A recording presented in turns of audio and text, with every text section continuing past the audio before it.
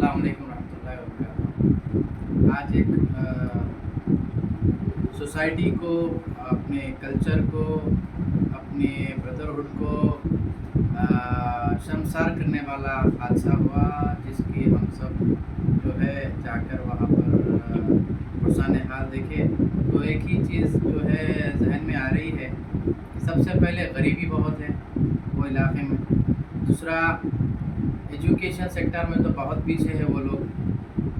तीसरी बड़ी इम्पोर्टेंट बात है वो ये है कि मज़लूम लोगों के पीछे गवर्नमेंट की रहिए या फिर यहाँ के जो अथॉरिटीज़ है उनका जो वर्क होना चाहिए अप टू द एक्सटेंट नहीं होने की वजह से ये सारे मुद्दे उठ रहे हैं। खुसूसन एक ही जगह से एक साल में दो अगर चीज़ें हो रही हैं तो लाजिम बात है कि लापरवाही की वजह से ये सारा जो है अमल में आ रहा है। तो इन लापरवाहियों की, जो कोताहियों की ये जिम्मेदारी लेनी चाहिए और इस पर अमल करना चाहिए, ताकि ये जो हो रहा है इसको रोकने में गवर्नमेंट खुसूसन तौर पे अपने एप्लीकेशंस डालना चाहिए, अपने रद्द-ए-अमल पे आना चाहिए और इन सब चीज़ों को रोकना चाहिए।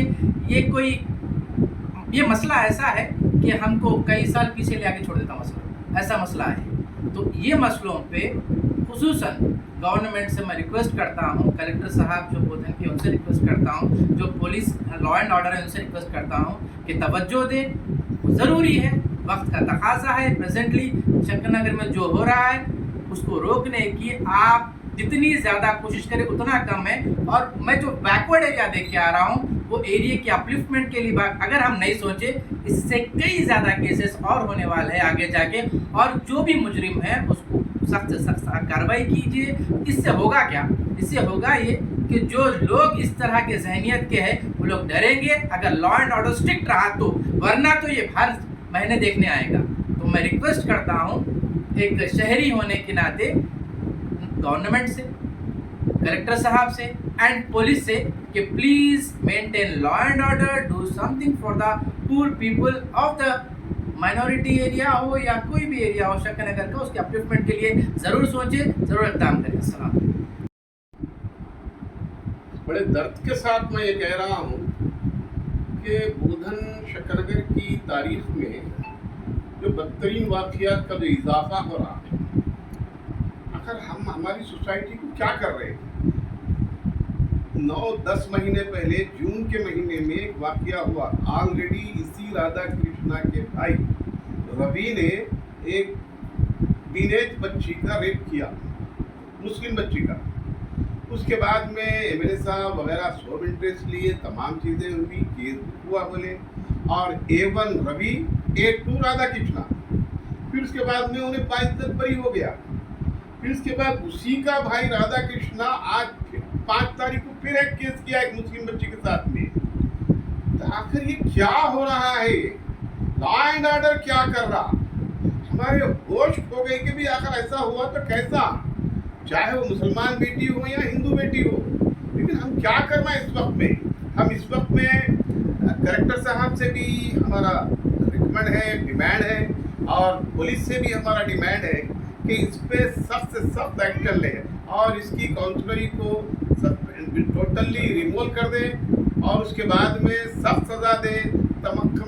निर्भया एक्ट के तहत में इसको सज़ा होना चाहिए, 10 साल की सज़ा होना चाहिए। आज इस वक्त जमात इस्लामी की तरफ से ये APCR के एडवोकेट्स वगैरह सब आए हुए हैं।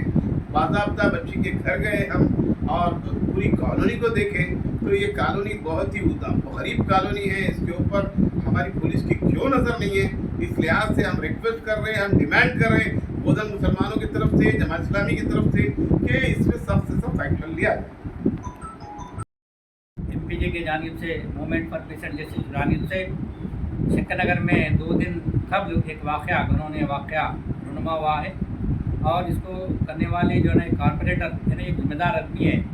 और लास्ट ईयर भी इसका भाई इन दोनों ने इस अंदाज में एक दरिंदगी की थी। तो हम लोगों ने जो है ना यहाँ का मायना किया और ख़ास तौर पे हमारी जो है ना एक मोतबर यानी अंदाज में हम गुजारिश कर रहे यहाँ कलेक्टर साहब खास तौर पे इसकी जो है रुकनियत का काउंसलर जो है इसको बर्खास्त करनी चाहिए, और साथ ही साथ जो है क्या आइंदा इसको ऐसी सज़ा दे कि आइंदा जो है क्या कोई अगर इस तरह की हरकत करने में कहाँ फूटे, तो हम लोग जो है सोचें कि आइंदा जो है ना यहाँ पे इसकी दुरुस्ती के लिए, क्योंकि गुर्बत ज़्यादा है, गुर्बत की वजह से चीज़ें हो रही है, तो लिहाजा जो है गुर्बत का खात्मा और जो है कि एक अच्छी सिविल सोसाइटी की हैसियत में आना है, तो यहाँ के जो है क्या है NGOs भी काम करना चाहिए गवर्नमेंट के साथ साथ, और कलेक्टर के खास में तवज्जो देना चाहिए, साथ ही साथ यहाँ के MLA है उन्हें ज़्यादा कॉन्सेंट्रेट करते हुए या ऐसी चीज़ें जो हो रही है इनको जो है कि पनिशमेंट देते हुए आइंदा कोई भी बच्ची हो या मुस्लिम बच्ची हो या गैर मुस्लिम बच्ची इस तरह जो है कि हरकत करे तो बिल्कुल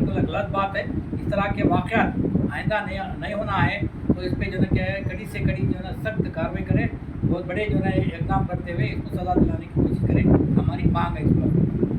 क्या आप जानते हैं हर ठंडी दिखने वाली चीज आइसक्रीम नहीं होती। आइसक्रीम और फ्रोजन डेजर्ट में बहुत फर्क होता है। फ्रोजन डेजर्ट को बनाने के लिए वेजिटेबल ऑयल और वनस्पति का इस्तेमाल किया जाता है, और आइसक्रीम को बनाने के लिए रियल मिल्क का इस्तेमाल किया जाता है। रियल मिल्क आइसक्रीम मतलब Amul ice cream.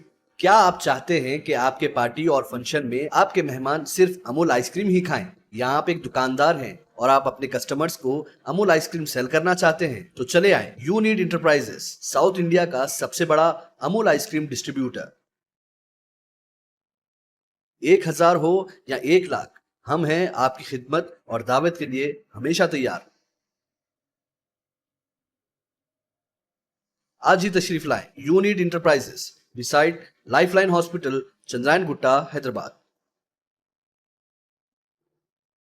Germanton super speciality hospital, doctor Mir Jawad Jar Khan, senior experienced orthopaedic surgeon, bone fracture, joint replacement, hip replacement और स्पाइन सर्जरी कामयाबी से अंजाम दे रहे हैं। इसके अलावा neuro surgery, cardiology, gynaecology, dental, general medicine, dialysis और फिजियोथेरेपी जैसे शोबाजात में इंतहाई कामयाबी के साथ वाजिबी फीस में इलाज किया जा रहा है। शेयरिंग और प्राइवेट रूम्स, अस्पताल में 24 घंटे MRI, CT scan, 2D digital X ray, ultrasound, operation theatre, ICU और लैब की सहूलत दस्तयाब है। आपकी उम्मीदों के ऐन मुताबिक Germanton super speciality hospital, pillar number 150, Attapur, Hyderabad.